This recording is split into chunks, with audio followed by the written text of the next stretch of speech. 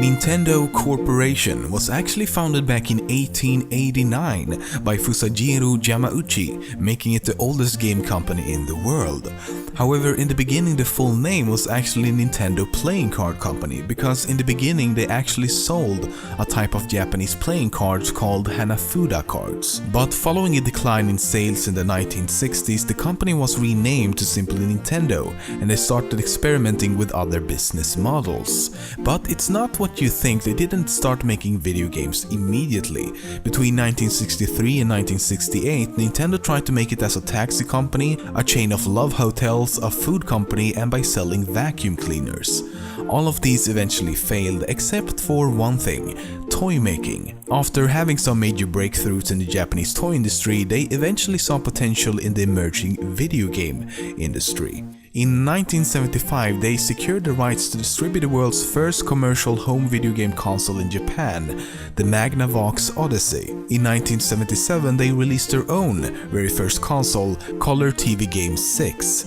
That same year, Nintendo hired Shigeru Miyamoto, who went on to create some of the most iconic video game characters and franchises known around the world today. In 1983 and 1990, Nintendo released the Nintendo Entertainment System and the Super Nintendo Entertainment System, which would ultimately transform Nintendo into the video game giant we all know today.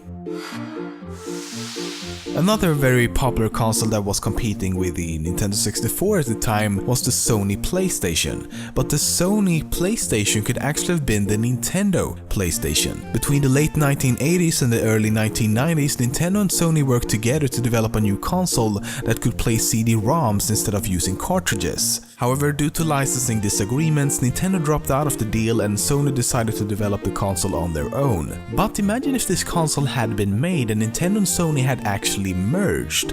For example, the Xbox was a direct response to Sony's upcoming PlayStation 2, which was luring game developers away from the Windows platform. If the PlayStation and thus PlayStation 2 had never been made, it's possible the Xbox never would have been either. So instead of having a rivalry between Sony, Microsoft and Nintendo, maybe it would have been between Sega and Nintendo instead.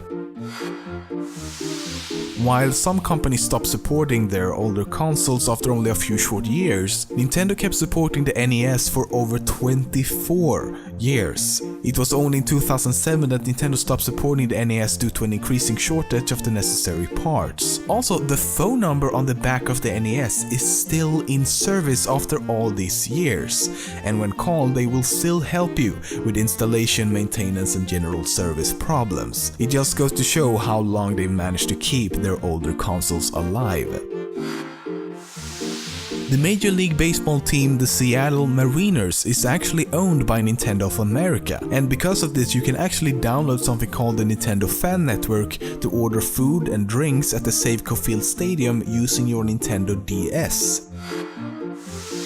6 out of the top 10 best-selling video games of all time were made by Nintendo. 5 out of the top 10 best-selling consoles were Nintendo consoles. And 4 out of the top 10 best-selling video game franchises were created by Nintendo, with the Mario franchise leading the charge like it's nobody's fucking business. We're the Mario Brothers and plumbing's our game. We're not like the others who get all the fame. If your sink is in trouble, you can call us on the double. We're faster than the others, you'll be hooked on the brothers. What the fuck? Back in 1998, after the original Mario Party had been released, Nintendo was forced to offer special sport gloves to players of the game. This was because some of the minigames required players to adopt some really intense joystick and button techniques that caused gamers to get blisters and even second-degree burns from the friction.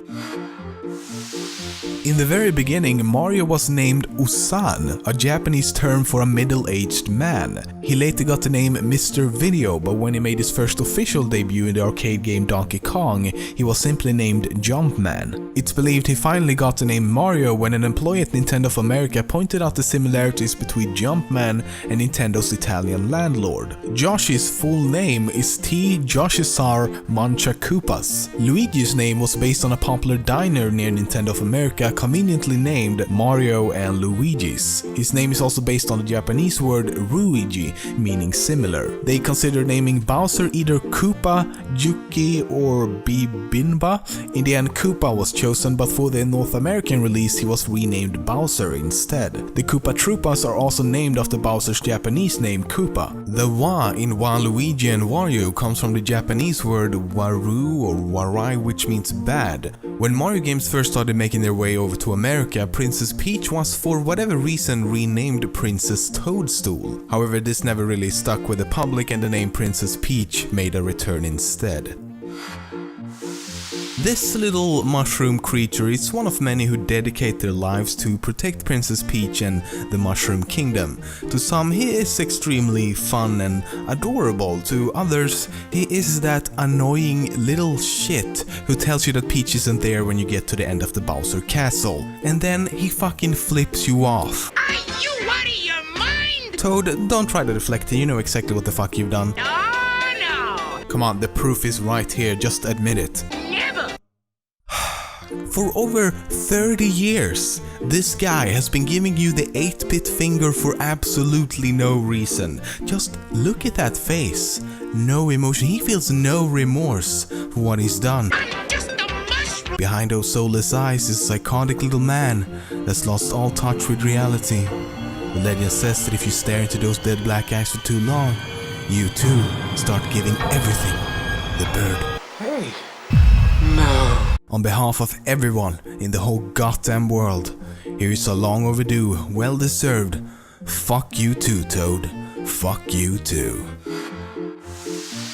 It really wouldn't be a true Top 10 Facts episode without some Rule 34, now would it? In 1993, two pornographic parodies based on the Super Mario Brothers was released named Super Hornio Brothers 1 and 2. What's interesting though is that Nintendo themselves actually bought the rights to these two movies. But of course the only reason they did was in order to halt their distribution and any potential sequels. Sorry guys, no Super Hornio Brothers 3 anytime soon, I guess. But not to worry, you can always ruin your childhood with some Super Mario ball busting and cockbiting. Cockbiting? Really? What? Cockbite? Really? That's giving me some really beautiful mental images right now. Nintendo tends to get a lot of complaints because their consoles often use less powerful hardware compared to its competitors, and thus their games often look worse as a result of this.